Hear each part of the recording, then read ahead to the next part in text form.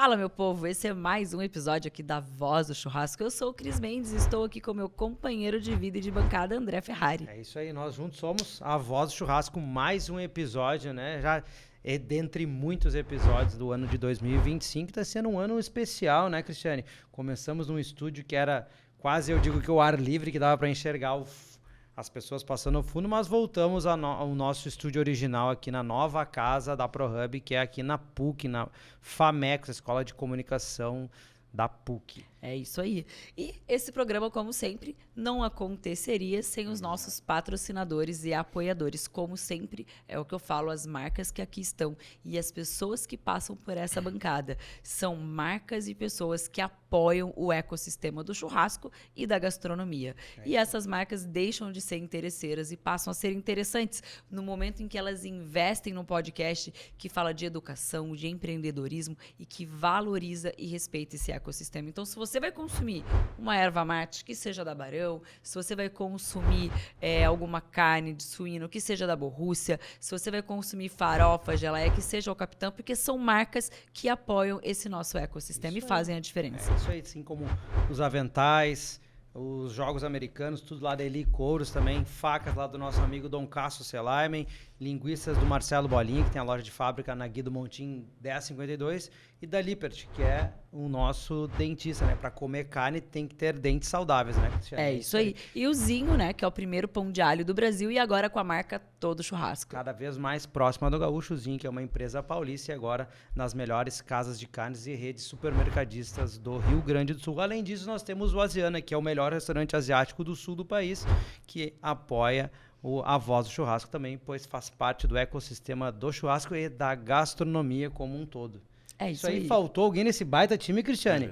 Tamo bem, né? Tamo bem, né? Tamo Barão, bem, né? Borrússia, Zinho, El Capitã, Dom Cássio Selaimen, Bolinha, Lippert, Asiana. Ah, mas é um time de respeito, É um time de respeito. E é o Capitã, agora com a linha nova, né? A nossa linha nova de farofas, a nossa linha premium. Isso. Farofa de provolone, com provolone desidratado. A nossa farofa de banana, com banana passa. Isso aqui na feijoada. Ah, é bom. E a nossa farofa de cebola apimentada também, que tá um sucesso. Então, ó, procure aí, entre no nosso site e compre, acesse, procure nas casas de carnes, nas redes de supermercados e já vai provar aí a linha premium da El Capitã. Isso aí, sem mais delongas, vamos apresentar. Esse é um cara que eu tava querendo trazer ele aqui no podcast há tempo. Como ele é? Eu vou dizer que ele é internacional, né? Porque ele não mora no Brasil, né? Então é difícil de pegar esse homem aqui em Porto Alegre, né? É isso aí. Aí me encontrei com ele num evento aí, conversamos assim, não, hoje tu vem, hoje tu não escapa de mim, né? Andrezão, meu xará, seja muito bem-vindo. Madruga, seja muito bem-vindo, Madruga. É meu. Muito obrigada por estar aqui conosco. Sabemos que o tempo ele é escasso e sabemos que você, como o André falou, internacional, né? Internacional, então, para conseguir conciliar a agenda, então a gente agradece muito pelo seu tempo. É isso aí. Eu que agradeço o convite, gente. Para mim é um prazer vir aqui. Eu gostei muito do nome do podcast, A Voz do Churrasco. Acho que um nome, uma pegada ótima. Rio Grande do Sul, acho que tá bem, né? Merece isso aí, né? Merece conversa boa sobre carne. É o que nós vamos fazer hoje, né? Conversa boa sobre carne. André, e vamos lá pro pessoal te conhecer, o pessoal que tá nos ouvindo tanto no Spotify, tá nos acompanhando nas redes sociais. Conta um pouquinho para eles quem é o André e toda essa tua trajetória maravilhosa aí no mundo da carne. Tá bom. Bom, gente, meu nome é André de Sales Pinot Madruga e a minha família é oriunda de Bagé. Então as pessoas perguntam assim, André, mas desde quando tu tá ligado com esse mundo da carne? E a resposta eu já tenho na ponta da língua, porque na realidade a minha família está ligada à carne há mais de 250 anos. Então, antes das fronteiras do Brasil e do Uruguai estarem demarcadas, a minha família já criava gado ali naquela região, né? Minha sexta geração foi responsável, ajudou o Império Brasileiro a demarcar ali com o seu pessoal, com os seus homens ali que trabalhavam nos campos naquela época, ajudou o Exército Imperial a demarcar as fronteiras entre o Império Português e o Império Espanhol. Que legal. Então, os caras me perguntam, eu digo, há mais de 250 anos eu gosto de carne. Tá no DNA já, né? Desde então, os meus antepassados vêm vivendo da pecuária, assim, e eu também repeti a mesma história. E uma situação interessante é que até os dias de hoje, esses campos se conservam ainda na família, né? Então, a casa nossa lá, a casa nossa de família, é datada de 1830. Ela está no município de Dom Pedrito. E eles, como eu disse, a linha de fronteira veio depois.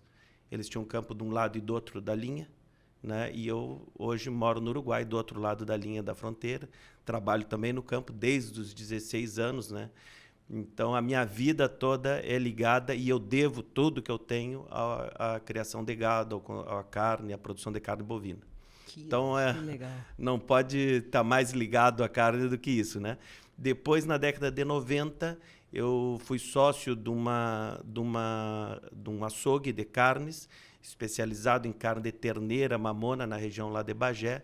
E foi uma época ali que as cooperativas tinham fracassado, né? As cooperativas de carne, né? As cooperativas que estavam esparramadas em todo o Rio Grande do Sul.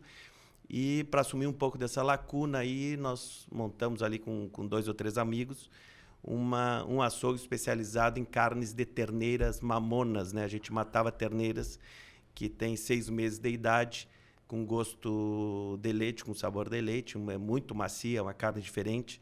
E tivemos ali por bastante tempo ali em Bagé essa operação de venda direta ao consumidor. E depois, aí, há uns 4 ou 5 anos atrás, eu fui morar na Argentina. E essa paixão pela carne, então eu tenho um entendimento grande sobre o primeiro elo da cadeia da carne, que é a produção em si. O terceiro elo, que é o açougue, né, que vamos dizer, quase que o desmanche do animal. E o quarto elo é esse contato com o consumidor, que foi realmente o que eu fui fazer lá em Buenos Aires, que é a primeira escola da América do Sul de sommelier de carnes. Ela está dentro da Universidade de Buenos Aires, ou seja, não é um curso, é uma escola que está vinculada à Faculdade de Veterinárias da Universidade de Buenos Aires, que é uma das 10 melhores faculdades da América Latina. Então, a Argentina, ela tem essa importância que tem. Quando tu fala Argentina, tu fala tango e carne, né? Sim. Então, eles tinham toda uma série de pesquisa, toda uma série de conhecimento, e aquilo não saía do meio de pesquisa, que lá se chama INTA, Instituto Nacional de Tecnologia Agropecuária, seria o correlativo à nossa Embrapa. E aí o que o pessoal fez lá? Eles fizeram um acordo com a Universidade de Buenos Aires, que seria o correlativo à nossa URGS aqui, né? E fizeram e transformaram esse conhecimento para ele se esparramar para o público, para que o público comece a diferenciar qualidades de carnes, né? E não só fique naquele assunto que nós temos aí até o dia de hoje, carne macia e carne dura, né? Então, como é que tu sabes que um churrasco está bom? Não, estava macio. Como é que tu sabe que o churrasco estava ruim? Estava duro. Então, não é só esse assunto, tem muito mais, a carne é muito mais que isso, né? E isso lá é o que chamava o meu professor, quando a gente estava lá, é um pesquisador do INTA, eles dão aula na universidade, e a gente estava lá discutindo, e eles dizem, vocês não têm capacidade de diferenciar nada, o paladar de vocês é muito infantil, você só sabe diferenciar macio e duro, né? Vocês são uns trastes, né? Então, esse foi o início lá da escola. Mas eles querem passar essa informação, por isso estão formando os sommeliers, que é para que faça essa ponte entre a qualidade da carne e o consumidor. Se o consumidor não entender qualidade de carne, ele não paga. Então, quando a gente quer assumir essa posição de produtores de carnes de qualidade, um passo importante é fazer com que a pessoa que compre isso entenda, porque senão, se ela não entende, ela não compra, não paga, né? Se é só tu dar carne macia, acabou o assunto. Então, a história aqui já é outra. A história aqui é um passo mais além da maciez, é um passo mais além da infantilidade, né? É começar a perceber que carne não é tudo igual. Que legal. Não, isso é importante, né? A gente tem alguns casos, né, Cristiane? Sim. Depois eu vou contar, né? Mas acho que a gente tem um agradinho aqui pro nosso convidado, por favor, tia. Tô sentindo um cheirinho, hein? Obrigado. Olha aí. Tia Arlete voltou a fazer a presença, a participação especial dela no nosso programa. Pode pôr aí, tia. Muito obrigado. Tia Arlete, muito obrigada, como sempre. Olha aí. Obrigada. Uma cortesia do Zinho com Obrigada, toda a linha tia churrasco, Arlete. né? Muito obrigado. Sem a tia Arlete, não entregamos não fazemos a entrega pro patrocinador da forma como tem que ser. É verdade. Pãozinho quentinho, né? Pãozinho quentinho de alho. Cristiane, conta pra nós qual é esse pãozinho aí. Esse é o pão de alhozinho. Esse foi feito na air fryer, mas é o pão de alho todo churrasco. Ele é fácil de fazer, você bota ali na grelha também, na churrasqueira, quando você vai fazer ali o seu churrasco. E ele é papum, ele é 5 minutinhos, ele tá pronto. Então é cremoso, com muito recheio. Então, assim, é o primeiro e, sem dúvida, o melhor pão de alho do Brasil. Com certeza. Bom acompanhamento pra carne, né? Bom acompanhamento pra esse carne. É o clássico, né? Madruga, por favor, passa as honras. Aproveitar que tá quentinho aí. É Pode servir um matezinho aí, Cristiane. Sim. E é isso, o nosso programa ele é assim, a gente come, daqui um dia nós vamos trazer uma grelha, vamos trazer uma parrilha, vamos fazer um churrasco. PPCI liberar, nós estamos assando, né? Nós estamos assando, dentro da ProHub. Mas, cara, que legal essa ideia dos argentinos, né? Vamos ter que dar os méritos a eles, né? É verdade.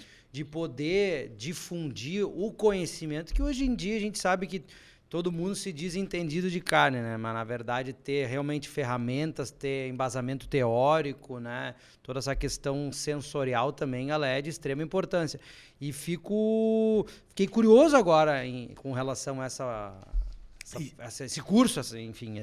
Existem duas escolas de sommelier de carnes no mundo. Uma é na Áustria, que é mais dedicada aos compradores de carnes em regime industrial.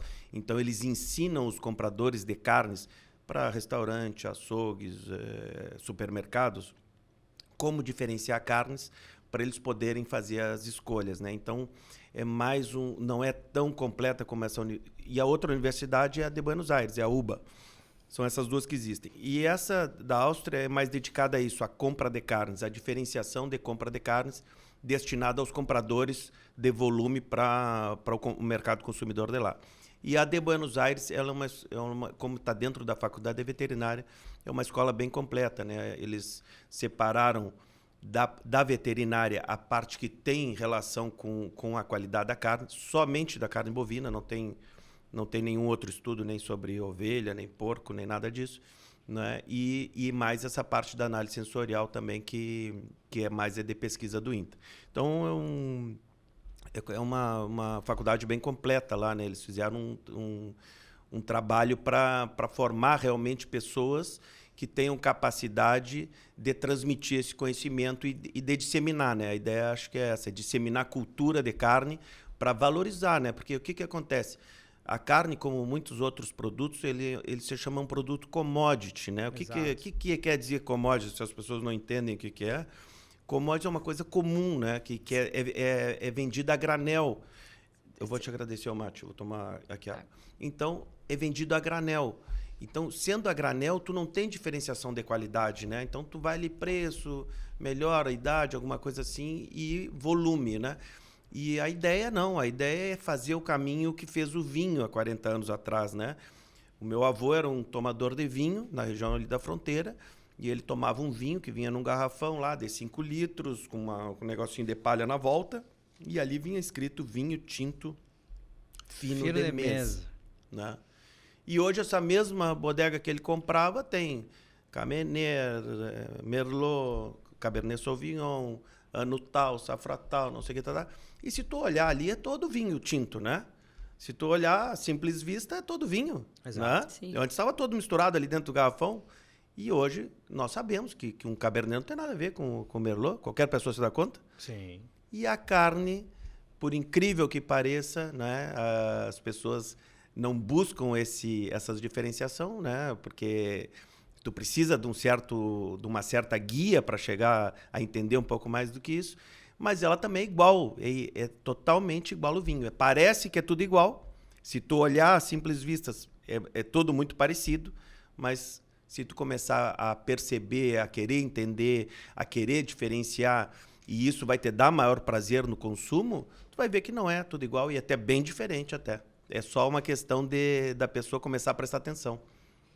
No paladar. Eu brinco, né, que o pessoal, né, eu digo que a iniciação, fora ser macia ou dura, o pessoal é visível, né, que é a gordura amarela e a gordura mais esbranquiçada, né? Aí a gente fala, quando o churrasco de carne de gordura amarela, né? Que é a pasta, o pessoal, esse aí vai estar bom, né? Aí às vezes acaba pegando uma mais rígida, tem mais sabor.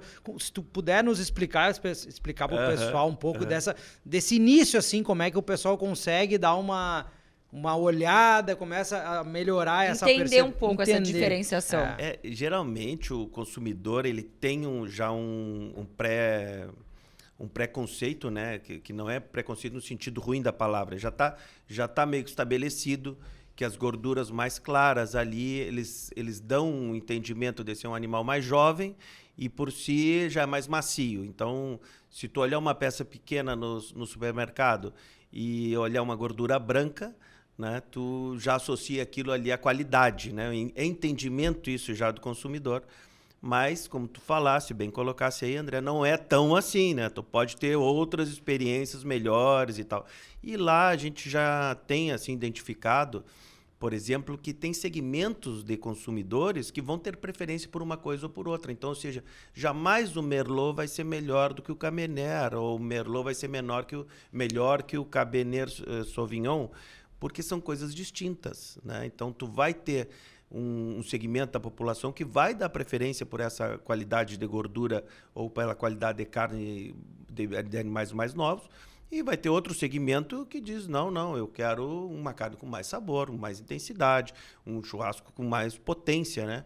E aí tu vai buscar esse outro tipo de carne, esse outro tipo de gordura. Mas todo mundo fala isso, a gordura branca está associada à idade e a sistema de alimentação, ou seja, grão. E não é tão bem assim, é mais normal do que isso.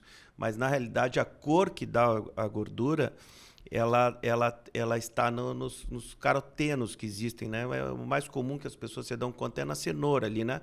Obviamente que o gado não come cenoura, ele come pasto. Existem esses carotenos aí no pasto, então está associado a pasto. Mas não quer dizer que o animal que come no coxo também não vai adquirir essa coloração da gordura. Depende do que dão de comida para ele. Se derem comida com caroteno, vai ter também assimilação de gordura.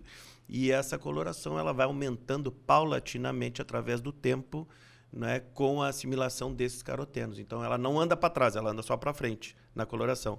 E dá um entendimento também de uma carne com mais potência, com mais sabor. Seria um Cabernet Sauvignon poderoso, caro. E aí tem todo um diverso... amplos fatores que vão dar o resto da terminação dessa qualidade de carne. Não quer dizer que é isso que tu falaste. Daqui a pouco tu pega uma gordura amarela, saborosa e tudo, e te depara com uma carne muito firme, muito dura, né? Exato. E aí a pessoa já reage. Então, quer dizer, tem uma série de conceitos que a cadeia da carne tem que resolver para chegar num produto que entregue tudo. E não tenha uma pata rota ali que fique rengueando, que chegue ali mal, né? Então, eu falo sempre ali que, por exemplo, né, qualquer elo da cadeia da carne tem o poder de estragar tudo, inclusive o consumidor, né? Então, tu tem aquele poder de Deus, né? Tudo. Tu tem aquele poder de Deus de pegar um baita de um pedaço de carne e chegar lá no último segundo e esculhambar todo, fazer igual o cachorro vira-lata, fazer aquela bagunça na mesa, tu tem esse poder, né? Então, conhecimento sobre carne bovina vai te levar a uma experiência muito boa. É importante que as pessoas vão entendendo, né? Porque isso também vai fazer a diferenciação do preço, né? Se tu não... Aquilo que eu falei no início, tu não identifica, se tu não diferencia, se tu não tem preferência, tu não tem por que pagar mais. Exato, né? Exatamente. E outra coisa que a gente... Conhecimento liberta, e o conhecimento é tudo, né? Você fazer uma compra quando... É a mesma coisa do vinho, né? É o que o André sempre fala, né? O vinho é isso que você está dizendo. Não tem vinho, o que é melhor ou pior, é ruim, essa uva é ruim. É sabor, é gosto. Só que conforme você vai tomando o vinho, você vai conhecendo, você aprende a ler um rótulo melhor, você começa a escolher vinhos melhores. Claro. Então, a carne é a mesma coisa. Que é uma coisa muito interessante isso aí que tu tratasse, porque gosto não tem nada a ver com qualidade, né? A pessoa diz assim, qual é a melhor carne? Melhor carne é essa, né? Mas não tem nada a ver com qualidade, isso tem a ver com preferência pessoal. E isso não tem correlação com ser bom ou ser ruim, né? Por isso que a gente, quando a gente caracteriza um pedaço de carne, tu não caracteriza em relação ao teu gosto pessoal, tu caracteriza em relação às propriedades que ela tem de entregar o que a gente chama ali de fatores organolépticos, né? De entregar um produto com maiores índices daqueles fatores que tu está avaliando, independentemente do teu gosto, né?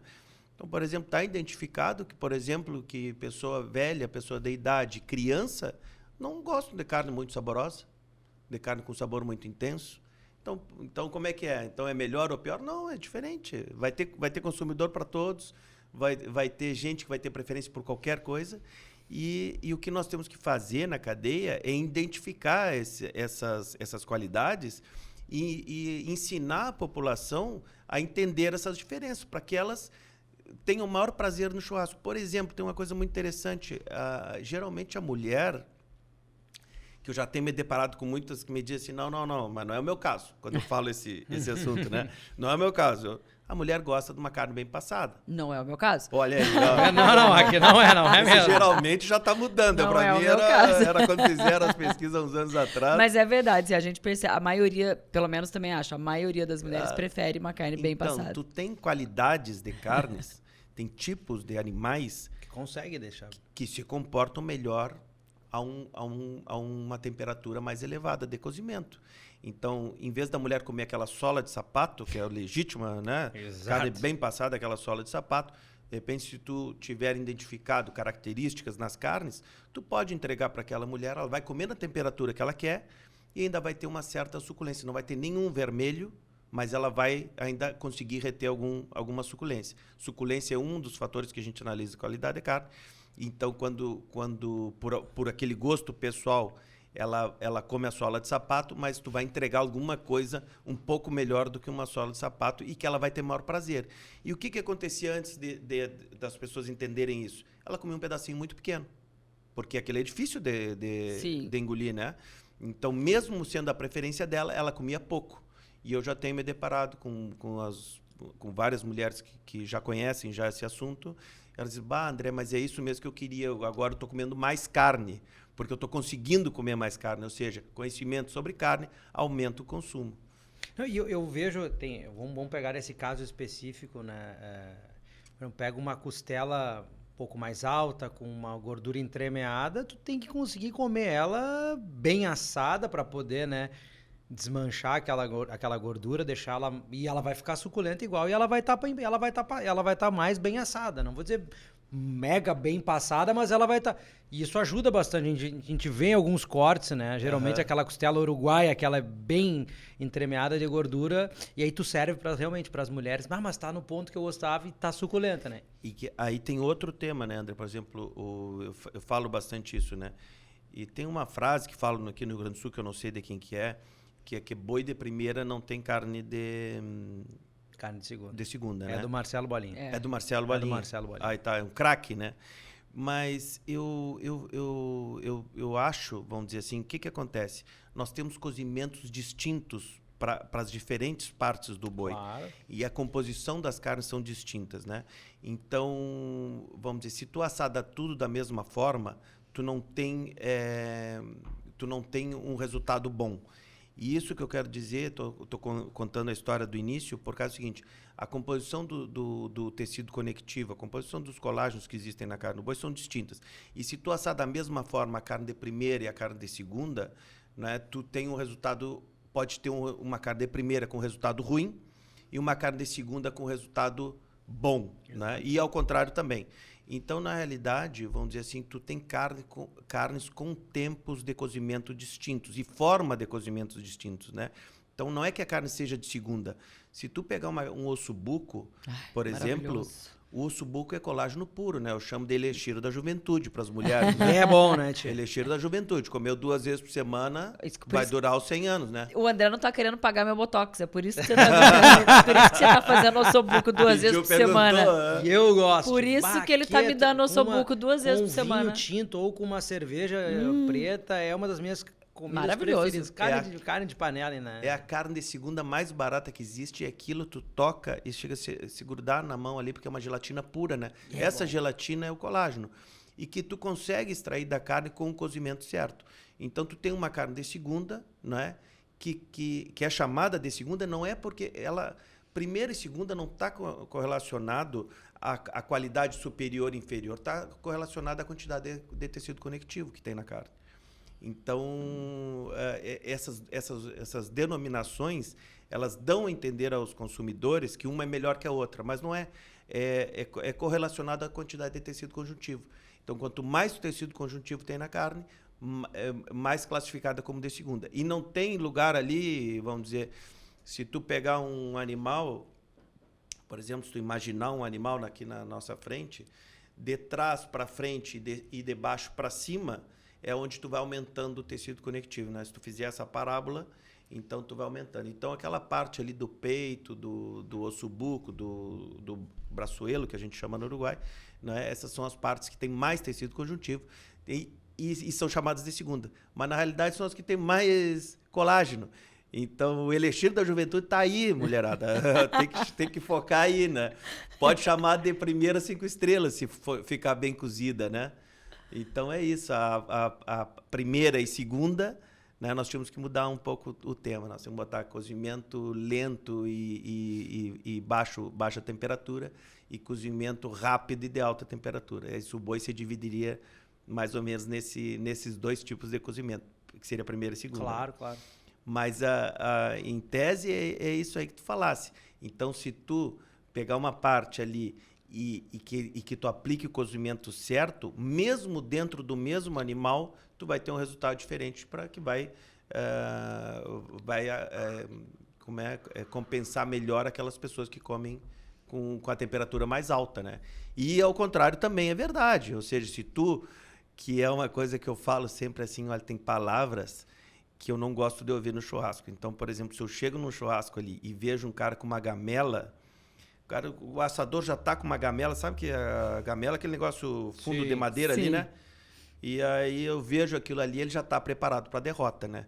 Então, eu vejo ali no início, eu digo, foca na salada, porque o cara está preparado para a derrota, né? Aquela montanha de carne esfriando, aquela poça ali de sangue, né? Que todo mundo chama, todo mundo sabe que não é, mas é aquela poça ali, tá aquela carne mergulhada ali e esfria em 2 minutos e já ninguém mais come mais nada. Então, o assador que tem na sua frente uma gamela funda, ele está preparado para destruir a carne, derrota total, é um desastre. Tu tem que focar bastante ali na alface com azeite de oliva e essa coisa toda.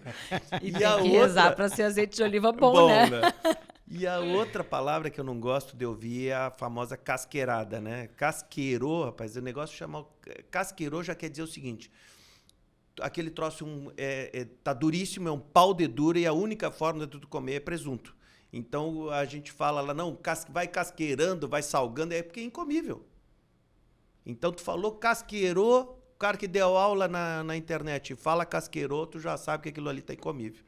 Porque são cortes que não se apresentam dessa forma. Tu tá indo contra a natureza daquele corte, né? E aí tu diminui aquela resistência, cortando a fibra bem fininha, né? Como é mais ou menos para as pessoas entenderem, quem já comeu traíra, né? Quando a traíra é cheia de espinho, né? Então, o que eles fazem? Eles cortam uma fileteada atrás da outra, não separam o medalhão, né? Para que aquele espinho seja moído pela faca. Exato. E é mais ou menos a mesma coisa. Quando tu casqueira uma carne, não é? O que tu está fazendo é moendo ali, ou retirando toda a fibrosidade que tem aqueles tecidos. Então, casqueirado também tu tá preparado para comer aquela carne, tá dura. Casqueira, porque é a única forma que vai. E daqui a pouco eu me lembro, tem 2 ou 3 tipos assim que eu gosto de falar sempre que são comuns ali no churrasco, né? Já sei, quando eu chegar em algum lugar que tiver uma gamela, eu já vou pra salada. Já te prepara. Linguicinha, salada, vai nesse negócio. Mas, tá vendo? Conversar com quem entende, a gente pega dicas também de como se comportar num churrasco, né? Madruga, não é só o assador também, mas o convidado também tem que aprender, porque é isso que você está dizendo, é o conhecimento. A minha função, né, na realidade, é fazer essa ponte, né? Porque aquilo que eu estava comentando, né? A ponte entre a qualidade da carne e o consumidor é a informação. Então, ou seja, se tu não tiver quem faça essa ligação, né, o bom produto ele não é valorizado. Por exemplo, se tu pegar um Fusca não, nem existe mais Fusca, né? Mas um Uno e um, sei lá, um carro caro desse aí, como é que é o nome? Um Porsche. Tu tem 100 vezes o preço, não? Talvez. Ah, talvez. Não sei, estou falando um número aleatório. E se tu pegar a carne mais barata que tiver no supermercado e a mais cara, tu não sei se tu tem o dobro ou o triplo, né? Às vezes não. Não tem, né? Não. Então, ou seja, carne de qualidade é uma coisa barata.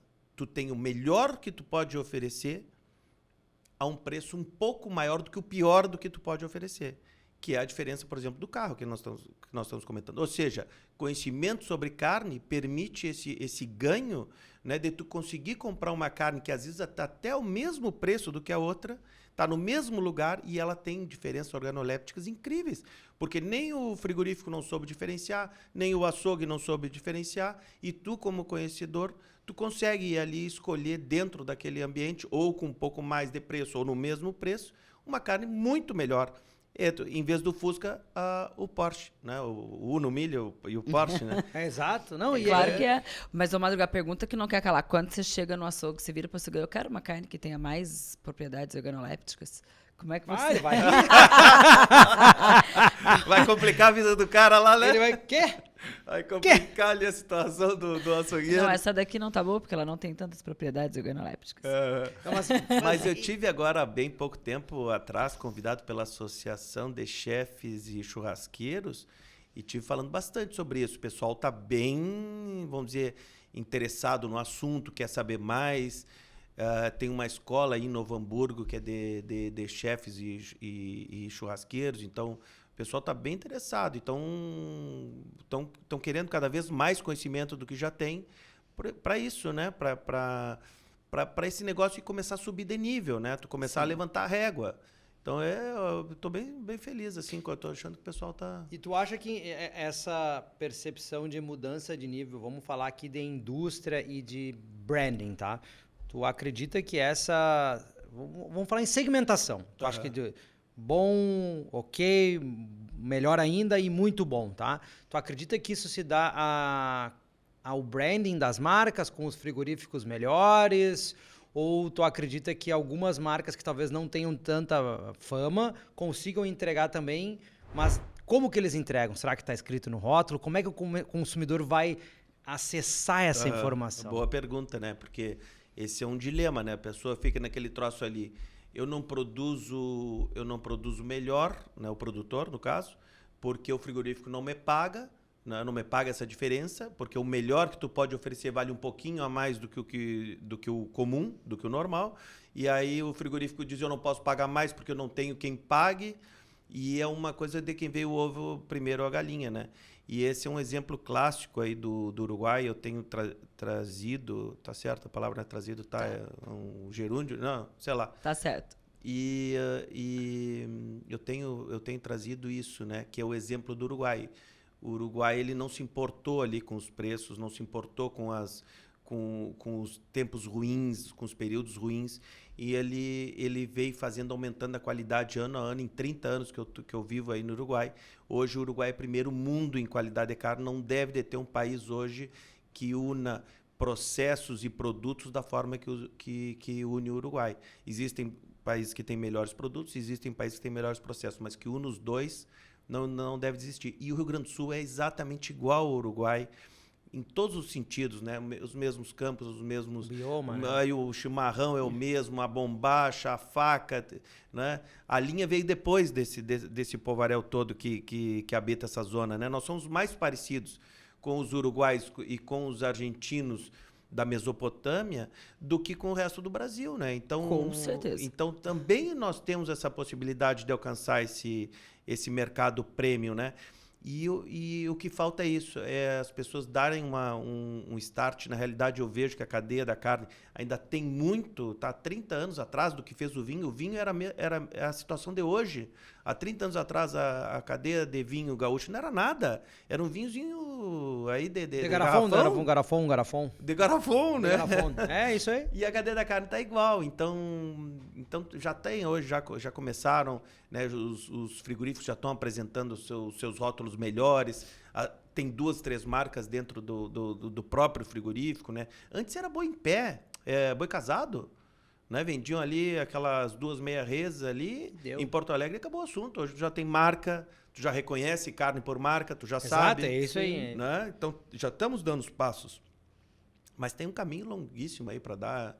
É fabuloso o tamanho que tem para o Rio Grande do Sul assumir essa posição de qualidade de carne do Brasil. Ele tem na história, né, que é a melhor carne do Brasil e paulatinamente vem perdendo isso aí, né? O Rio Grande do Sul, os outros estados vêm correndo, Grosso, né? Mato Grosso do Sul, né? São grandes hoje produtores, né? Nós temos essa diferenciação do clima e das raças, mas se a gente ficar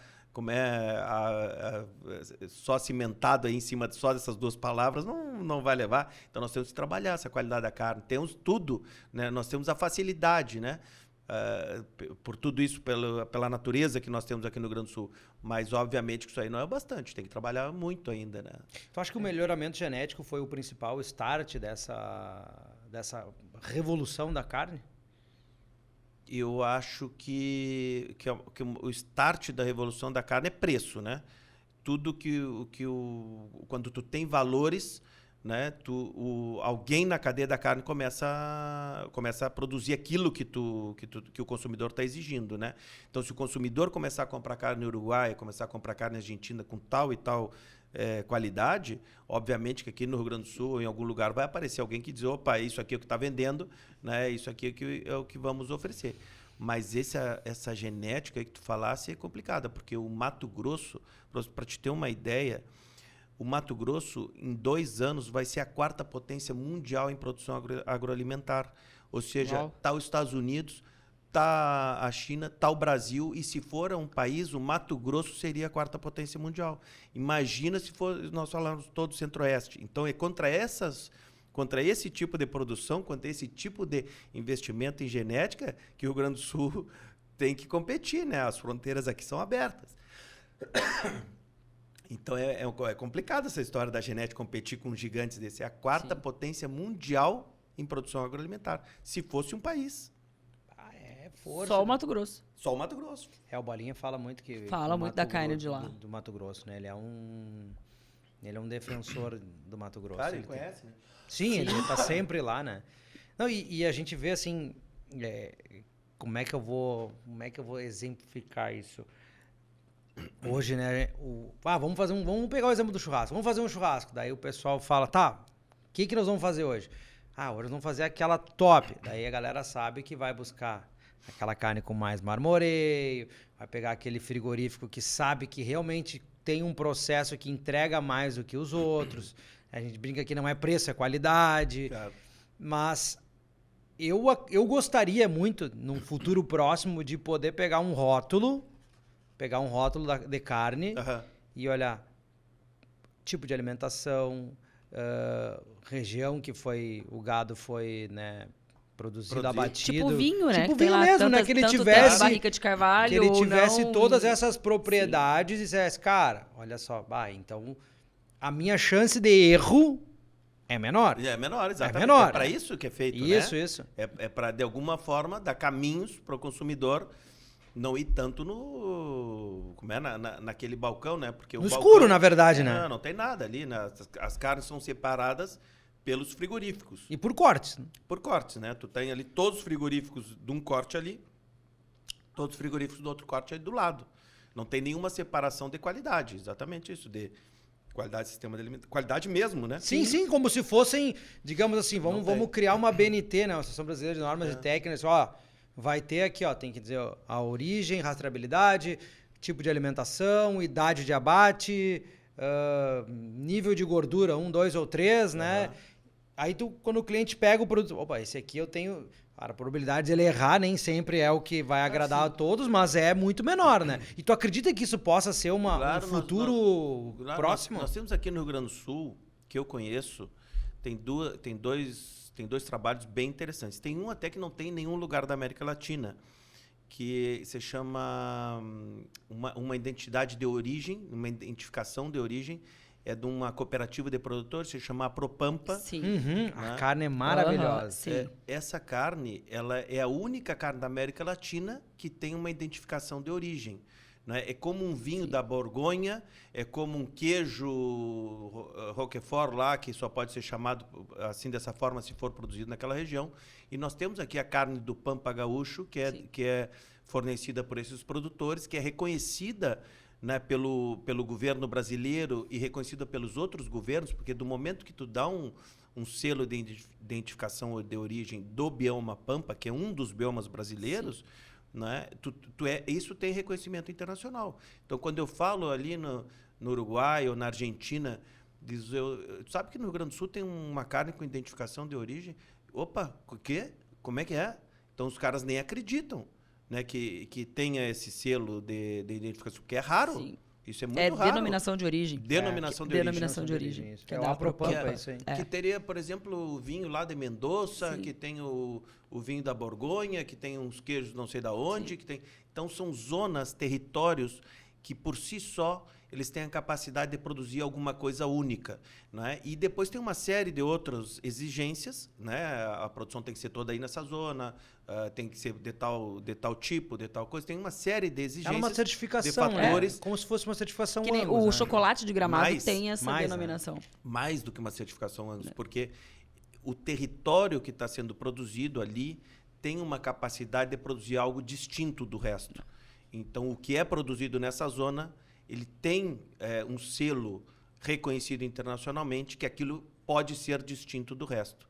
Então, isso é muito importante. Tem outro pessoal querendo fazer uma coisa parecida no Pantanal Mato Grossense, porque são biomas, né? Sim. Biomas que têm essa capacidade de entregar um sabor que a gente chama de terroir, de terruinho. O pessoal da Aprocampo também, que é dos campos de cima da serra, é teu. Ali, lá de Vacaria, Caxias do Sul, ali, eles também estão em busca dessa certificação. É Aprocampo. A Porque carne a deles é bem denominação- legal também, bem boa. Porque a denominação de origem é isso que ele está falando. É algo que é Da feito região, da né? região. Então, É. tipo, o queijo de Minas da Canastra, ele tem essa Isso denominação aí, de origem. é isso aí. O chocolate de Gramado tem a denominação de origem. O chocolate que é feito em Gramado é só feito ali, É isso aí. daquela forma. Nenhum lugar do Brasil ou do mundo faz o chocolate igual é feito o chocolate de Gramado. Então, são Pouca gente denominações. conhece isso aí, né? Que tem o Rio Grande do Sul. Isso é uma potência que tem o Rio Grande do Sul. Não tem em nenhum outro lado do Brasil. Não tem nem em nenhum lugar da América Latina. No Uruguai, eles têm alguma denominação? Não, Eu acho que não o Uruguai, só por secar no Uruguai, o pessoal já vai... Já é o selo do Já Uruguai. é o o selo é o selo. país. Não é Exato. falar da nossa, mas é o pessoal quando vai fazer um churrasco. Vamos pegar uma costelinha uruguaia, vamos pegar uma carne uruguaia. O pessoal tem no inconsciente de que a carne é superior. O Uruguai, aquilo que eu estava falando, hoje é primeiro mundo em produção de carne, né? E eles têm uma qualidade também muito interessante, que o Uruguai ele emite informação correta, né? Então, o país é reconhecido, né, por informações fidedignas. Então, ele é o menor índice de corrupção das Américas, né? É um país que tem um nível de democracia, eles chamam de democracia plena. Existem 20 países no mundo inteiro que são democracia plena, 11 estão na Europa e 11 fora da Europa, um deles é o Uruguai. Então, é um país que ele preza pelo histórico, pelo conceito, pela informação correta, pela não picaretagem. Então, Legal, eu quero morar no Uruguai. O Uruguai é bom demais. Isso é muito importante no mercado de carnes, né? Por exemplo, lá tu nunca vai encontrar, por exemplo, picanha fatiada, né? Que é uma vergonha nossa aqui, né? No Brasil, né? Colchãozinho, colchão junto. É uma vergonha, né? Tu querer dizer pro consumidor ali picanha fatiada é o fim da picada, né?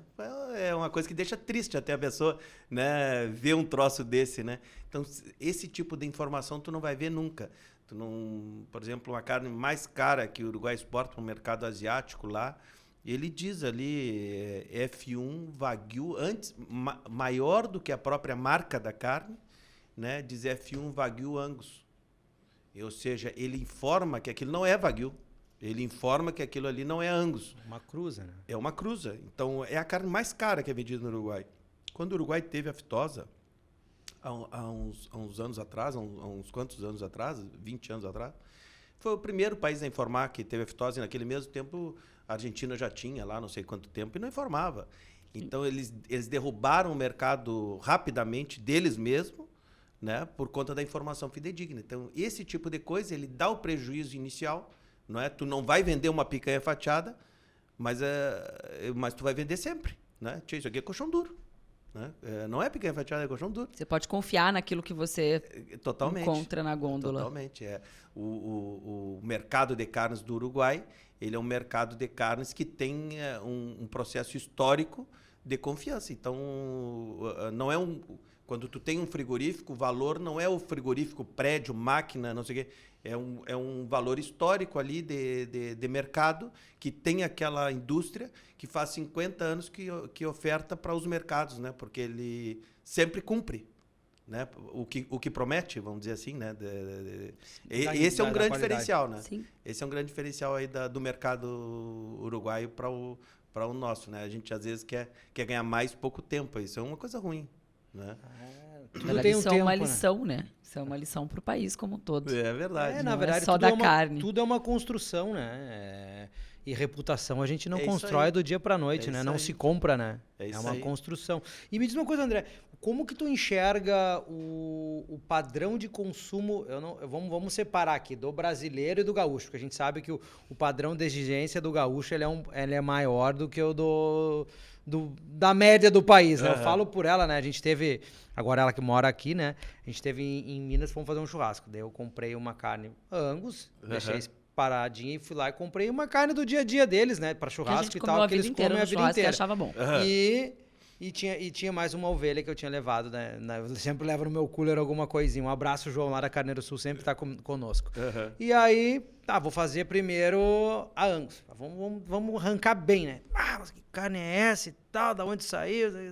Essa aqui é aquela... E eu já tava achando normal, porque eu já Ela tava achando aqui há um normal. ano. Tava achando, já Daí sabia. eu avisei meu cunhado, agora eu vou botar o que vocês estão acostumados a comer. É tudo igual. Tá, então tá bom, tudo igual. Cara, larguei, a cor é diferente, sabor é diferente, textura. Eles, mas que carne horrorosa. Eu falei, cara, vocês estão vendo? Eu não consegui Ela comer. não conseguiu comer. Eu falei, que carne ruim é essa? Aí ele falou, a Sabor carne que você horrível. come a vida inteira. Eu falei, isso é o que tu come a vida inteira? Quando tu muda pra um... Aí que a gente... E hoje ela tem a percepção... Claro, tá inserida no meio da Sim. carne, né? Consegue ter essa percepção. Eu acho que a percepção... não tenho certeza que a experimentação vai elevando o paladar, assim como os vinhos, dos queijos. E Mas como... é isso que ele falou do conhecimento, né? Hoje eu consigo separar. Hoje eu vou comer uma carne, eu sei o que é uma carne boa, o que é uma carne ruim, pelo menos no meu paladar. O meu paladar mudou. Exatamente. Completamente. Mas isso é muito interessante tu ter comentado esse churrasco, porque é isso que eu promovo, né? Eu gosto de dizer para as pessoas, comprem 3 picanhas. Em vez de comprar linguiça, costela e picanha no mesmo negócio, compra a linguiça ali que tu quer fazer o aperitivo. Mas quando tu for comprar carne, tu compra 3 picanhas, ou 3 costelas, ou 3 maminhas, né? Compra 3 carnes do mesmo corte de diferentes origens, né? Pega um do frigorífico tal, outro do não sei da onde, outro não sei de quê. E aí tu dá uma experimentada e vê se tu consegue perceber essas diferenças, que tu facilmente tu conseguisse lá, né? Vocês todos lá no churrasco entenderam. Agora, se tu tivesse comido só a carne que tu tinha levado, né? Provavelmente vocês não iam notar nenhuma diferença depois no churrasco do outro fim de semana, quando comesse a outra carne de lá. Então, quando tu bota as duas na tua frente, é que tu realmente percebe as diferenças para a pessoa que não está treinada, né? Então, esse é o novo conceito do churrasco, né? É a nova conversa que vai ter ali na hora do churrasco, né? Nós vamos experimentar carnes de diferentes origens, e te garanto que vai ter gente que vai dizer, não, mas eu gostei mais daquela. Mesmo sem saber a origem, sem saber nada, né? Eu gostei mais daquela outra, eu gostei mais daquela ali. Tem paladar para tudo, né? Tem paladar. Provavelmente lá o que vocês consumiram lá em Minas Gerais, obviamente, lá é tudo Nelore, né? Não tem o volume grande de oferta de carnes ali, são da raça Nelore. E não quer dizer que seja melhor ou pior, né? Ela é muito diferente da outra. Sim. É muito diferente da outra. Tem gente que vai gostar, tem gente que não vai gostar. E isso tem muito também em relação... Existem vários estudos aí de teste de análise sensorial para consumidores, e tu leva a mesma carne numa região do país e a mesma carne em outra região do país e dá totalmente distinto. Primeiro, porque o consumidor não está treinado para evaluar. E segundo, que ele evalua conforme o seu gosto e é o que está acostumado a comer. Exatamente. Então, a análise sensorial em base ao consumidor às vezes dá errado. Né? Então, por causa disso, porque tu faz o teu juízo de valor com o que tu tens. Com o histórico que tu tem, Sim, com a percepção olfativa, gustativa. Não, E a provocação, André, para concluir esse raciocínio, é essa. Compra uma picanha fabricada em Minas Gerais, compra uma picanha fabricada no Rio Grande do Sul e compra uma picanha de feedlot ou de confinamento. Né? Compra 3 picanhas. Que eu quero ver aí se as pessoas não vão se dar conta que um é cameneiro, outro é cabernet, outra coisa, e esse eu não gosto, e aquele eu não gosto, e eu gostei é dessa. E aí tu vai ter a tua preferência, vai ter melhor consumo, né? O churrasco vai ficar mais gostoso, vai ficar mais saboroso, vai ter um assunto interessante. Agora vamos provar tal, agora vamos fazer assim dessa forma. É uma degustação de carnes. Claro. E outra coisa que eu ia perguntar para o pessoal, que é, eu digo, menos entendido, né? Vamos falar assim. O pessoal hoje ele tá muito no rótulo de é Angus, não é Angus, é Wagyu, o que tu, digamos assim, aconselha o pessoal, porque às vezes o pessoal, mas tem, eu vejo por algumas pessoas, né, que são menos entendidas, já chegam numa boutique de carne ou num açougue e aí eles olham e falam, meu Deus, o que eu vou levar para casa? Porque às vezes fica complexo para eles e não tem ninguém para explicar, né? Claro, esse troço aí da raça é muito legal, né? Porque o Angus, ele virou sinônimo de qualidade. Então, a pessoa não tem nem a menor ideia do que quer dizer a palavra Angus e associa aquilo à qualidade, né? Então, eu não sei o que é Angus, mas eu sei que o que tiver escrito Angus, aquilo é bom. Eu sou essa pessoa. Se eu chegar no mercado, mandar eu ir sozinha buscar alguma coisa, eu vou pegar os que tem Angus. A raça fez um trabalho incrível. O presidente da Associação de Angus é muito meu amigo, eu faço churrasco seguido lá com ele lá no Uruguai, ele vai seguido ao Uruguai, e o José Cairoli. E eu digo, Pati, a Associação de Angus fez um trabalho incrível. Tu tem hambúrguer, eu não sei se aqui no Brasil tem, mas no Uruguai ele é hambúrguer Angus, e ele vale uns 50% mais, no McDonald's, né? Então, o hambúrguer de carne Angus vale uns 50% mais do que o outro, mesmo hambúrguer com a carne comum, né? E só pela marca Angus, sendo que no Uruguai 90% de todo o animal abatido no Uruguai ou é Angus ou é Hereford. Não tem diferença de sensorial, vamos dizer assim. As duas são raças co-irmãs ali, vêm da mesma origem, dos mesmos lugares. A diferença, principalmente no hambúrguer, é imperceptível e vale mais pelo trabalho bem feito que fez a Angus. Eu admiro a Angus e Nelore. Pô, o Nelore é outra história fabulosa. Agora eu vou sair um pouco da tua pergunta. Pode contar, a gente adora. O Nelore, ele fez a maior revolução genética da história da pecuária moderna. O Nelore, ele é um animal sobrevivente, né? A origem das raças são todas do mesmo lugar, não é? E eles foram indo para diversos lugares do mundo e a adaptação fez essa diferença entre as raças. O antepassado do Nelore é o mesmo antepassado do Angus e do Hereford. Muito longínquo isso, né? E a adaptação ao lugar foi criando essas diferenças que tu olha hoje, tu dá de conta da diferença extrema que tem uma raça da outra, né? E o Nelore, a adaptação dele é de sobrevivência ali, a sobrevivência ao pasto duro, não sei o quê. Ele não é um grande produtor de carne, ele é um sobrevivente, ele é um animal que produz numa condição muito rústica. E o que esse pessoal fez? Esse pessoal começou a selecionar a baixíssima densidade de animais que conseguiam produzir uma carne de qualidade dentro dessa raça, dessa enormidade de volume que tem, multiplicaram aquilo rapidamente e hoje eles têm uma carne de Nelore do mesmo padrão da Angus, do mesmo padrão, e tem linhagens dentro da raça Nelore, selecionaram, investiram um dinheiro, ou seja, a maior revolução genética da modernidade no mundo inteiro. E isso foi feito no Brasil. No mundo inteiro não teve uma revolução genética numa raça como teve a do Nelore. Eles pegaram um animal que é antagônico à produção de carne marmorizada, que é isso que a gente identifica por qualidade visual, né? E conseguiram fazer linhagens de raça dentro da raça Nelore que conseguem produzir esse tipo de carne. Então, rapaz, isso aí é um troço maluco, né, cara? Então, mérito da Nelore, da raça Nelore, mérito da Angus, que fez uma marca poderosíssima, né? As pessoas vêm...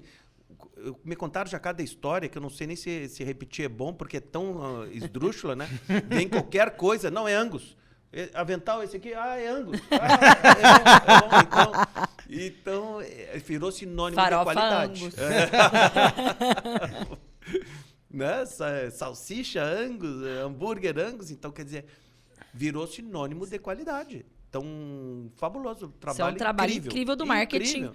Né? E da marca, é um trabalho de marca. E, na verdade, a certificação, ela é como o André havia comentado. No Uruguai, tu tem toda a questão já de um histórico de confiança, né? Então, no momento que tu tem uma certificadora correta e que realmente atesta que aquilo tem um padrão de qualidade mínimo, né? Dentro do que é proposto, e tu, então, tem o selo da Angus, então, olha só, é aquela tranquilidade de que tu vai comprar algo que tem realmente, que tem aquela qualidade que vai entregar. Então, o brasileiro carecia também de uma certificação, já que o histórico talvez não seja tão bom como no Uruguai, né? E, André, tu pode ter certeza que esse é o início da questão. Se tu vai a outros países, tu já tem hoje garantias de qualidade. A Austrália, a grade de pagamento de carne australiana, ela já dá garantia de terneza, garantia de sabor, garantia de qualidade. Do Uruguai hoje já tem marcas que dão garantia. Ou seja, tu compra lá um pedaço de carne, se ele não entregar aquilo que tu está dizendo, é uma carne que tem garantia. Que legal. Então, garantia de marmoreio mínimo, segundo as escalas americanas, segundo a Austrália. Hoje, vamos dizer, a carne está muitos anos atrás do vinho, mas a velocidade que isso vem correndo, recuperando e avançando é hora a hora. É tipo praga, né? Aquilo está se alastrando de uma forma incrível. Então, hoje tu já tem... E vai chegar aqui no Rio Grande do Sul, vai chegar no Brasil, vão ocupar todos os espaços. Nós, em breve, vamos ter tudo isso que tu estás comentando. Seria muito legal. legal. Eu seria um cara... Selo de garantia, gente. Não, o selo de garantia é sensacional, mas o que mais me... Eu como consumidor... Que daí tu pode mandar a mulher no mercado, tu tem que buscar essas e essas qualidades, não erra, né? Mas é verdade. Vai com a lista. Vai com a lista. Eu preciso... Vai com a lista do o que vinho que eu quero é um Cabernet Sauvignon da safra tal, da marca tal, dá uma olhada se ele é reserva ou gran reserva. Tem que ter pelo menos 8 meses de barrica de carvalho com o André, assim. Aí, já sei como é que é. Tem que ter isso. Não erra, né? Não erra. Aí. Mas é legal isso, E não quer dizer que isso vai ser todo o mercado vai ser assim, né? Nós vamos ter... na minha opinião, né, essa é uma opinião particular minha, tem dois mercados muito distintos, né? Um é o mercado de fim de semana, é o mercado do churrasco, é o mercado de festa. Sim. Tu, quando vai convidar na tua casa, tu não quer apresentar uma coisa mais ou menos, tu quer apresentar uma coisa boa, né? E tem o outro mercado do dia a dia, né? Que esse mercado do dia a dia não quer dizer que seja ruim. Ele é preparado para um consumo de distintas formas de cozimento ali, né? Como isso que a gente estava falando, do subuco, dessa coisa toda ali. Então, quer dizer, esse outro mercado, ele tem que olhar mais a produtividade, ao valor, para também fornecer um produto mais acessível para a população. Então, nós temos duas linhas separadas de pensamento, ou de entendimento, ou caminhos a seguir na qualidade da carne, que não desmerecem, uma não desmerece a outra, são dois caminhos distintos. Nós vamos ter os dois. E o Rio Grande do Sul tem que assumir essa posição, não é, de fornecer ou de estar... Isso que a gente estava conversando antes, um pouquinho de começar aqui o podcast, né, os festivais de churrasco, o zoneamento do Rio Grande do Sul, chamar para si essa responsabilidade histórica que tem o Rio Grande do Sul, né? Pô, o Rio Grande do Sul fez a Revolução Farroupilha. Se a pessoa acha que a Revolução Farroupilha foi desfilar a cavalo, não foi em defesa da carne. Sim. A Revolução Farroupilha, a guerra que o Rio Grande do Sul mandou contra todo o Império Brasileiro, foi contra... Império Português? Não, já era brasileiro, né? Já tinha separado lá né? Quando mandou essa guerra ali com o Império, foi em defesa da carne. É isso aí.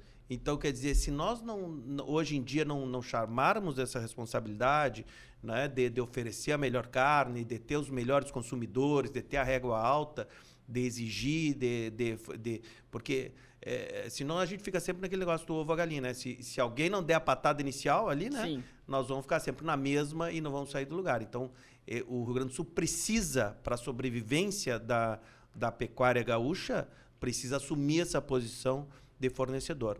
O Brasil inteiro tem uma capacidade de consumo de carnes de qualidade de 8% do rebanho nacional.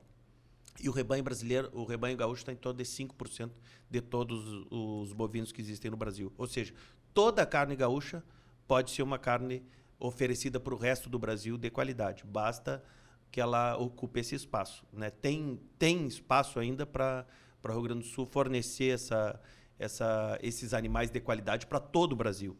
Então, temos que chamar essa bola, né? Claro. Craque. A diferença entre o craque e o jogador comum é que na hora do pega pra capar, ele passa a bola pra mim. Que eu resolvo, né? É isso aí. O outro diz, não. Não me bota no compromisso, né? A diferença do craque e do medíocre é essa. Exatamente. É E eu acredito que o consumidor...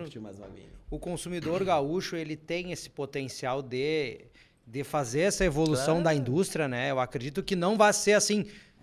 É um processo, né? Até porque os frigoríficos também têm que acompanhar essas demandas, né? A gente vê que o consumo de carnes nobres e carnes com uma qualidade superior, ele tem realmente crescido. Eu digo que ela é alarmante, assim, né? Hoje em dia, quanto custa tu errar um churrasco para os teus amigos, ou para clientes, ou para tua família? Então, caro é errar, né? Caro é errar, né? Sim.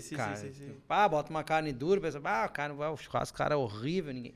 E que, André, isso aí tocasse parte da minha família é do Rio de Janeiro. Quando tu vai lá no Rio de Janeiro e diz que tu vai num churrasco, o pessoal tá preocupado com a cerveja gelada, né? Claro. É verdade. Sim. O pessoal lá tá muito preocupado se a cerveja tá gelada, né? E o gaúcho não. O gaúcho está preocupado se o churrasco é um sucesso ou um fracasso. É isso que tu falasse. Né? Ou seja, nós aqui no Rio Grande do Sul damos importância ao sucesso do evento, que na realidade é o sucesso da carne. Exato. É verdade. Mas isso é verdade, porque assim... Claro que é. Por exemplo, lá em Minas, vamos fazer um churrasco.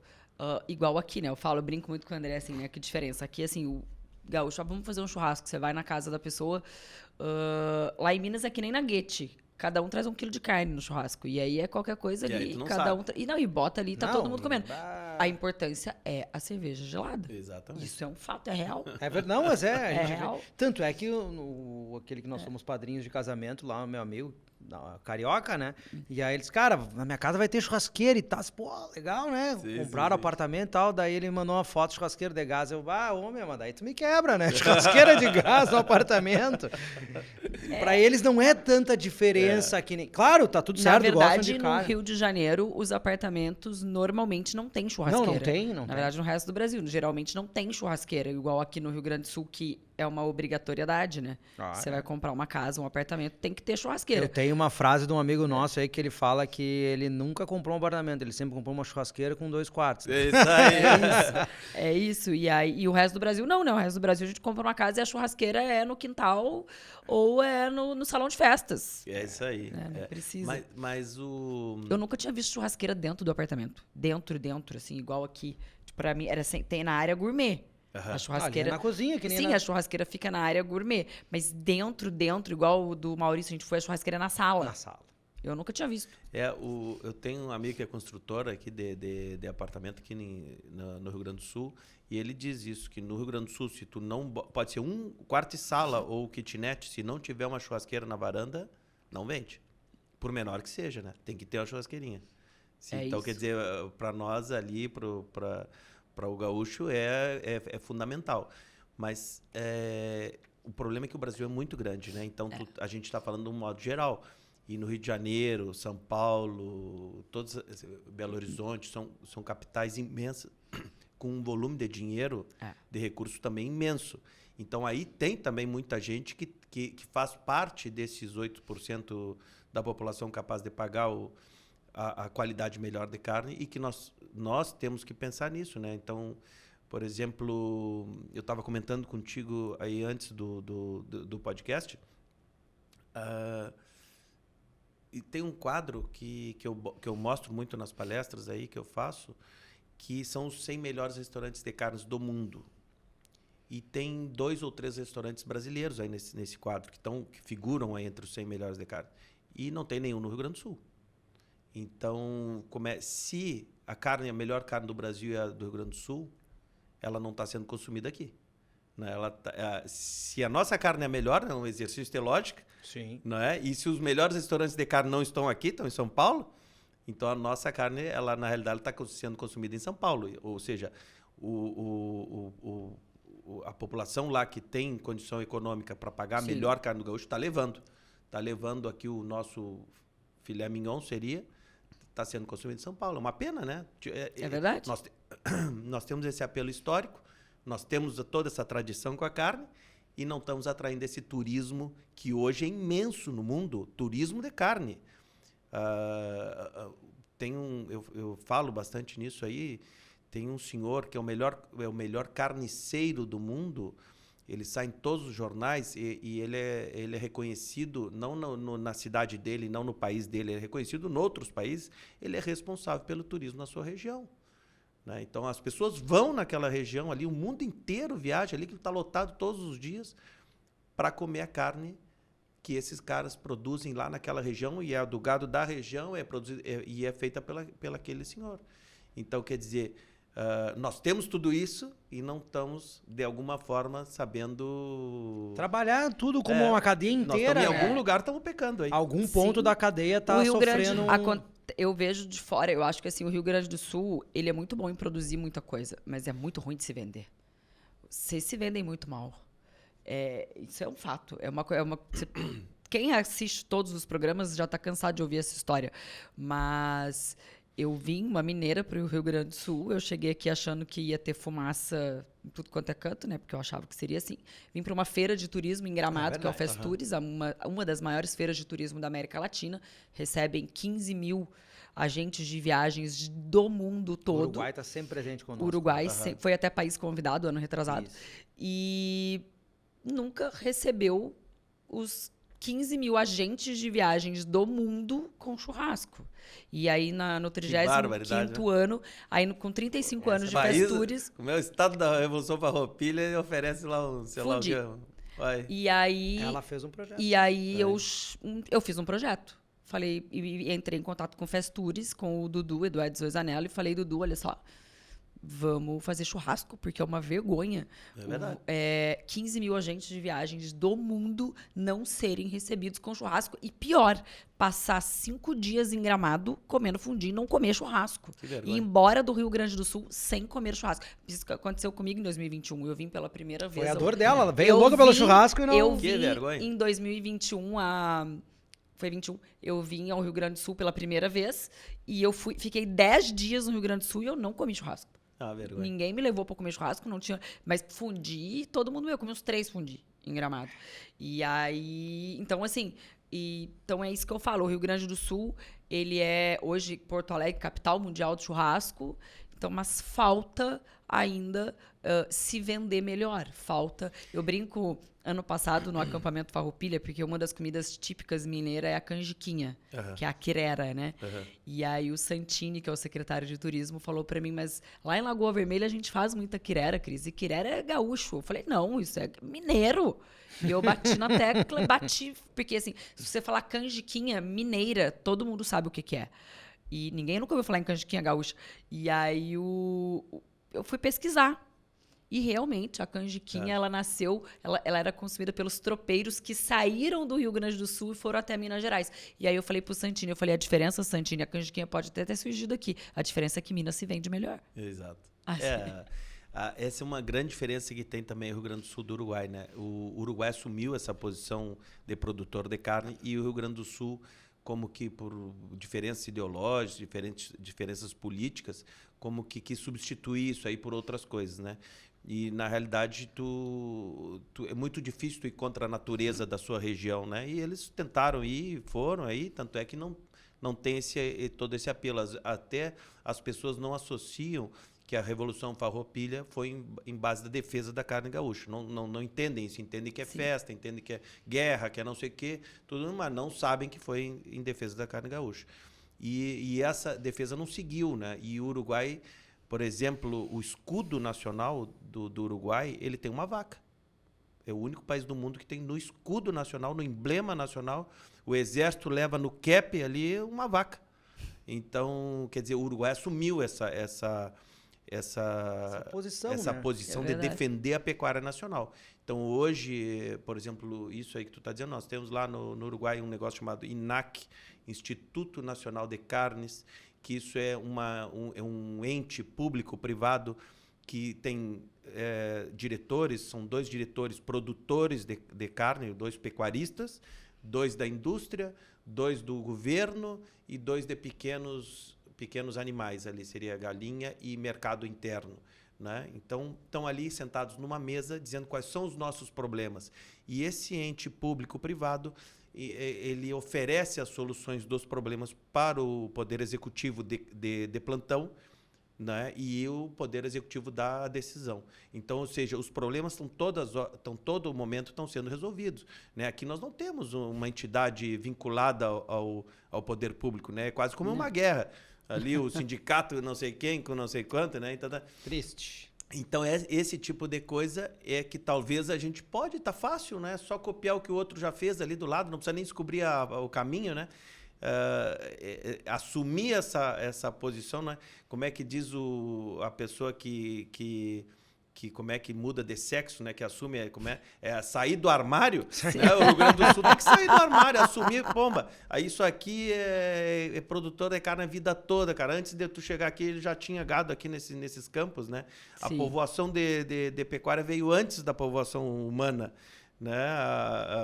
O gado se espalhou, era o gado cimarrão, era o gado crioulo.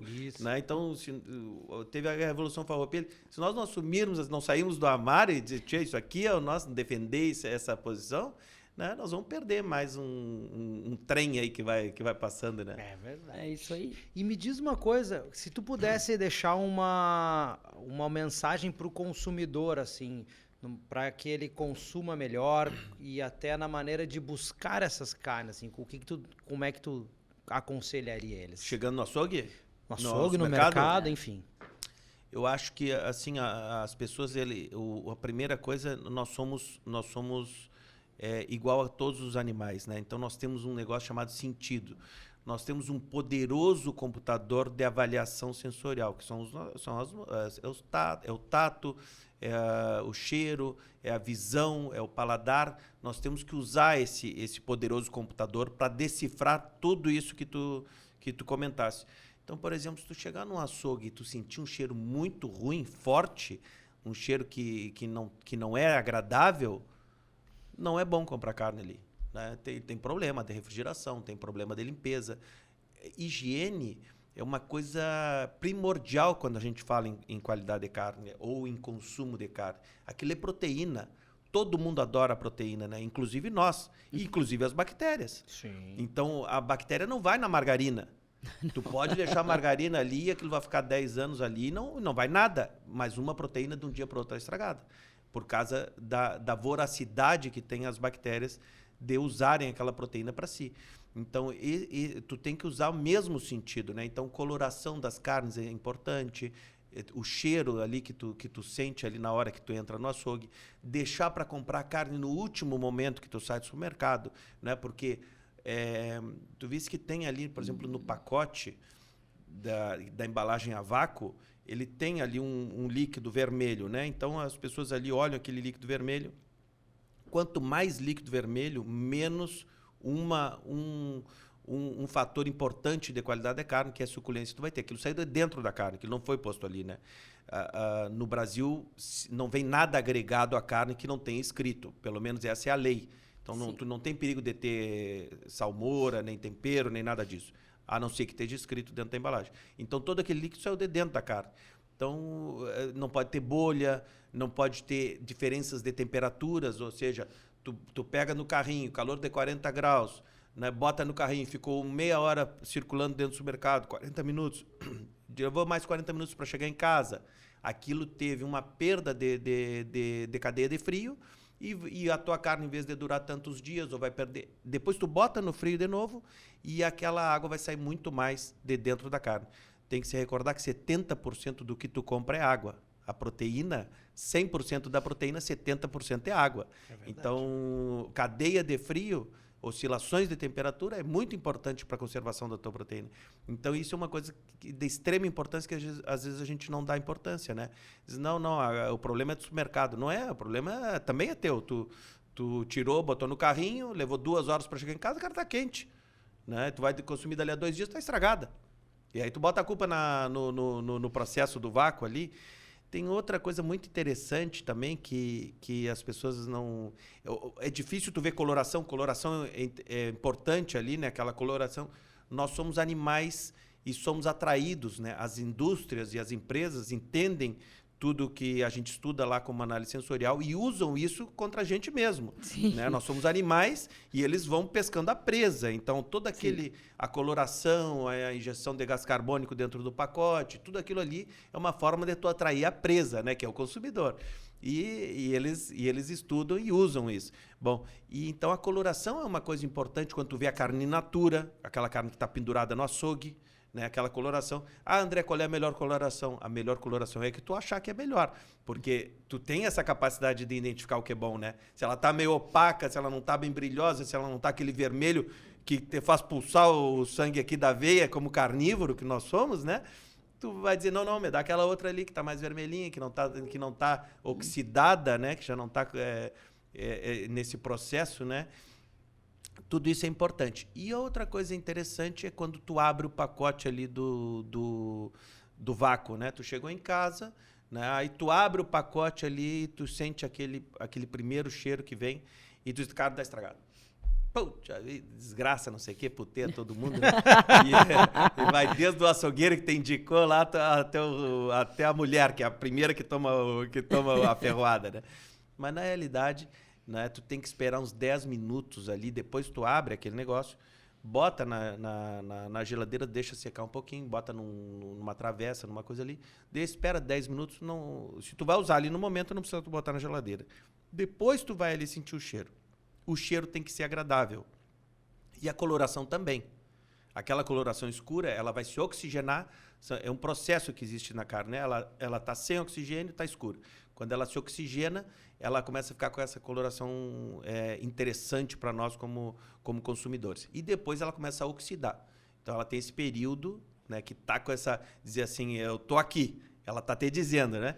Então, nesse momento ali, meia hora depois, 10 minutos depois, 15 minutos depois, dependendo do tamanho da peça, aí tu vai sentir o cheiro. Se o cheiro for um cheiro que não é agradável, que o nosso computador sensorial está dizendo não é agradável, bom, então ela realmente está com algum problema ou teu ali de falta de cadeia de frio, ou de algum problema na cadeia de frio, ou problema do supermercado. Então, isso é muito importante. A gente tem a mania de pegar e cheirar na hora a carne ali, né? E já emitir o juízo ali na hora e já, às vezes, um produto que tá bom. Não quer dizer que sempre vai ser assim, eu estou dizendo que a avaliação correta não é na hora que tu abre o tem que esperar uns pacote. 10 minutos. Todo mundo abre, pum, cheiro, tá estragado. E a culpa é lá do frigorífico ou do supermercado. E não é. Espera 10 minutos, cheira, e aí realmente tu emite o... Essa é uma dica muito boa na hora da compra da carne. Isso, se no verão, o menor tempo possível fora do gelo. Né? Eu tenho uma preocupação e a minha mulher não sabia disso, né? Comprava, botava de não, carne não fica fora do gelo em 1 minuto. Porque no gelo, no frio, né? Sim. Uhum. Porque é isso. A voracidade por proteína não é só nossa, é de todo mundo, inclusive das bactérias. Sim. Todo mundo adora uma proteína. Não somos só nós. Inclusive a bactéria. Tá vendo? Então a carne tem que ser a última coisa a pegar no mercado. É verdade, é isso aí. Ó. Não é à toa que ela tá lá no fundo, né? É o objeto maior de desejo, é feito para te comprar aquele monte de porcaria que tem antes ali, né? E aí, no caminho, né? Vai, comprou e volta. É isso aí. Só que eles deveriam de botar na frente, né? Porque quer para a pessoa ter melhor saúde é comer só aquela carne ali, não precisa ir no resto do supermercado, né? E não perder muito tempo também bobeando com o carrinho fora do frio. né? Toda aquela monte de porcalhada que tem no meio do caminho ali, né? Realmente o interesse é só da indústria. Para nós consumidores, que nós somos carnívoros, né? As pessoas, eu até comento assim em seguida, o cara diz assim, não, André, que carnívoro o quê? Nós comemos alface, comemos tomate, não sei o que lá, Eu digo, rapaz, mas vem cá, a vaca foge, não é? A vaca sai correndo ali para te não pegar ela, né? E o porco sai correndo lá quando tu vai caçar, né? A alface não sai correndo. A alface está presa ali, né? Tu já não pensou que ela não tem que ter um mecanismo de defesa para te não comer ela? É verdade. Não é? O mecanismo de defesa da vaca é fugir. E a da alface e de todos os legumes, eles têm esse... nós temos capacidade, é isso que eu falei, de um computador sensorial importante de decifrar as coisas. Amargo é sinal de alerta. Então, vamos dizer assim, a alface amarga, ela tem alguma toxina que não está fazendo bem. Entendeu? Então, o mecanismo de defesa dos vegetais, né, em algum momento da sua vida ali, é emitir esse sinal de alerta. Tu não me come muitas vezes porque eu vou te intoxicar. Então, as pessoas até veem assim, mas tem razoabilidade isso que eu estou dizendo ou não tem? Como é que o alface vai sobreviver, vai sementar e vai se reproduzir? Rapaz, ele tem que, de alguma forma, limitar o teu consumo, né? Então, a carne não tem nenhum tipo desses contrapontos, né? Nós somos feitos para consumir carne, nós evoluímos consumindo carne, né? Nossa história, a evolução do nosso cérebro está em base ao consumo de comida altamente... com alta quantidade de proteína, que é o que o nosso cérebro precisa. Gorduras é o que nós precisamos, né, para o desenvolvimento dos neurônios. Os neurônios são em base de gordura. As pessoas falaram muitos anos que as gorduras fazem mal, né, mas não dessa forma que é. Né? Um consumo normal, razoável, é necessário. Né? Então, tudo isso aí é explicado na nossa evolução. A pessoa é só olhar para trás. Se quiser, né, tu pode tecer várias teorias, menos a que a nossa evolução mental não foi em base do consumo de proteína. E uma outra história bem interessante é dizer assim, não, mas como, André, nós não temos garras, nós não temos dentes caninos proeminentes, nós não corremos atrás de uma vaca, a vaca sai correndo e a gente não consegue pegar ela? Não, é verdade. Né? Esses animais, esses carnívoros que foram feitos na natureza para esse tipo de coisa, foram outros. Sim. É o tigre dente de sabre, não é? Bom, e eles são os responsáveis por essa caça. Nós nos criamos comendo restos desses animais. Nós somos carnívoros carroneadores. Nós evoluímos comendo restos. Por isso, às vezes, também que a carne não faz tão mal, né? Às vezes tu come uma carne que está com um gosto assim diferente, meio passada, que a gente chama do gaúcho ali, né? E não faz tão mal, porque nosso aparelho digestivo está preparado para digerir essas carnes com algum já potencial de deterioramento, né? Então, é muito interessante isso aí. Então, nós comemos as carnes podres. Foi aí que nós evoluímos. Por isso, os dentes de sabre, eles não conseguem arrancar toda a carne, né? Eles vão ali nos órgãos moles, vão no sangue, vão não sei aonde, e os outros carroneadores vão comer aquela carne que sobrou, que é o que tu consegue arrancar com teus dentes, né? Sim. E talvez seja isso também a explicação de por que a gente acha a carne contra o osso mais gostosa. Não tem nenhuma explicação científica, mas pode ter uma explicação histórica, né, no nosso desenvolvimento. A carne contra o osso é mais gostosa. Talvez seja, porque nós nos criamos comendo esse resto que sobrava, que era o pegado ao osso, que é o difícil do... É verdade. É verdade. É uma aula, né? Pode ter uma explicação aí histórica, como é? Antropológica aí, né? Que legal. Hoje foi uma aula... Eu ficaria mais horas aqui. Horas e horas e horas. Mas aí custa caro, né? Porque ele dá aula e dá palestra. Aí eu tenho que começar a pagar a gente. Então, mas André, que aula. Que aula. Olha, história, consumo, indústria, educação. Olha, foi uma hora e meia. Nós fizemos um passeio quase meio lunático, né? Porque nós fomos em todos os tempos, todos os temas ao mesmo tempo, né? E tudo conectado, né? E tudo conectado, é isso Que aí. legal, Mas né? é porque você traz isso com certa leveza. Eu acho que é por fazer parte do seu dia a dia, né, André? Então você traz isso com uma leveza. Sim, A gente não fica passeou um troço chato, né? Não.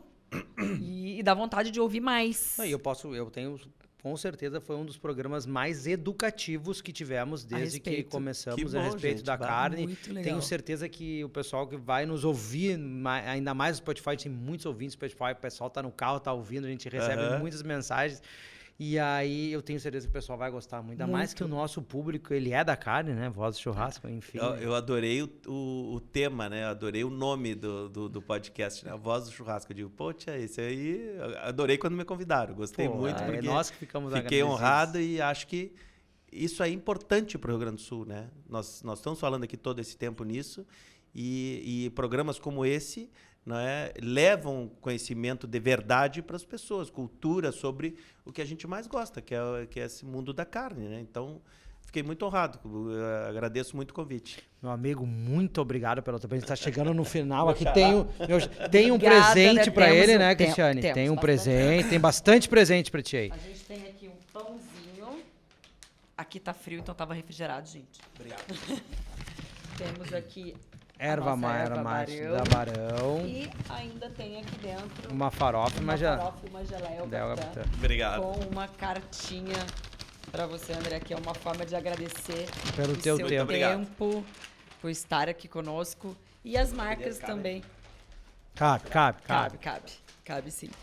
Cristiane, vamos agradecer aos nossos patrocinadores. Gostaria de agradecer a Barão Erva Mate Chás, há mais de 70 anos ao lado dos gaúchos, com chimarrão e chás. Hoje nós estávamos no chimarrão. É o Capitã, a melhor farofa do Brasil, farofa de comer de colher, e também tem a nossa nova linha de farofas premium aí, farofa de banana, farofa de cebola apimentada e farofa de provolone. Selo Angus de qualidade. Não fala isso, Cristiane. Frigorífico Borrússia, feito pela nossa gente, é referência em carnes suínas aqui no estado do Rio Grande do Sul. Temos Dom Cássio Lima em facas com alma, Eli Couros, melhor em aventais e artigos em couros, personalizados para suas empresas. Aí são produtos de alto fundamento. Marcelo Bolinha, referência em carnes e linguiças artesanais. Zinho, né, Cristiane? Zinho, com agora a linha Todo Churrasco. Isso aí. Liper. Liper também, lá do nosso amigo Lucas. Sigam eles nas redes sociais, né? Clínica odontológica, que para comer carne tem que ter dentição sadia, não é isso aí mesmo, Com Cristiane? certeza, Esse é o lema do nosso amigo Lucas lá. E a Asiana. E Asiana, o melhor restaurante asiático do sul do Brasil. Um abraço, Joselito e toda a equipe do Asiana. Provamos a linguiça lá ontem, né? Não, É. sábado. Do Marcelo lá. É, do do Marcelo muito Bolinha. boa, tava. Tava Muito bom, boa. né? Com a farofa. Com a farofa e com a farofa. geleia, isso aí. E a geleia. Isso aí. Isso aí. E ficou interessante porque tu passava ali na geleia e ela grudava na farofa. É Eu acho isso. que aquilo foi uma pegada meia comercial ali, né? Com certeza. Não sei se tinha alguma ligação ali sensorial de sabor, mas eu acho que mais o negócio era pra pegar na farofa. Dá Não, aquela era chunchada uma na cola, farofa. uma É isso cola. aí. Cola, é com isso aí. certeza. A ideia era essa. Repita em casa. É isso Muito aí. boa, ficou muito boa. Sempre a linguiça tem uma pegada boa com doce, né? Tem. Ainda É mais um verdade. suíno, né? Tudo Tem. de origem suína, É isso aí. um docinho, né? Que é uma pimentinha, fica bacana. André, como é que o pessoal encontra teus conteúdos? Como é que entra em contato contigo nas redes sociais? Rapaz, eu tava contando aqui que eu há 1 ano e meio não tinha nem Instagram. E a minha filha me disse, pai, como é que tu não tem Instagram, pai? Eu digo, mas minha filha, o que é isso? E ela me disse, não, é rede social que tu bota as tuas coisas que tu vai fazendo, tá. Hoje eu adoro ver o negócio do Instagram, curto um montão, adoro ver as notícias ali. E hoje eu fui vencido, né, por essa rede social. Mas, na realidade, eu vou pedir para te botar, porque eu não sei o nome do negócio aí. A gente acha ali, a gente coloca na tela Não, depois. gente, peraí, eu vou falar pra vocês, mas está aqui na tela durante o programa, mas é André Desp Madruga, tá? Isso. Desp é D-E-S-P Madruga. Isso aí. Procurem lá o nosso amigo, tá? Tá ali nas redes sociais. Eu Não, perguntei antes e ele me disse. E depois o link do episódio vão os cortes, aí vai estar Sim. tudo nas nossas redes sociais, vai ser bem tranquilo do pessoal achar tanto no YouTube, no Spotify e no Instagram, e talvez mais em seguida no TikTok também, né, Cristiane? Com certeza, Agora em seguida, breve. Em breve no Terei que TikTok. me render, assim como André Madruga o Instagram, eu vou isso ter que aí. me render ao TikTok. É isso aí. Rendição incondicional. Não tem o que fazer, né? É imposto e tem que ir, né? Andrezão, Obrigado, cara. Um Obrigada. prazer Eu que agradeço. enorme te Eu que receber aqui. agradeço. Fazia tempo que eu queria a tua presença aqui conosco, né? Então, Foi uma alegria e uma missão aula dada, pra missão nós. cumprida, né? É isso Foi aí. um prazer. Pessoal, Obrigada. uma boa noite a todos vocês que ficaram conosco aqui, que nos acompanham nas redes sociais e até o próximo episódio. Até o próximo.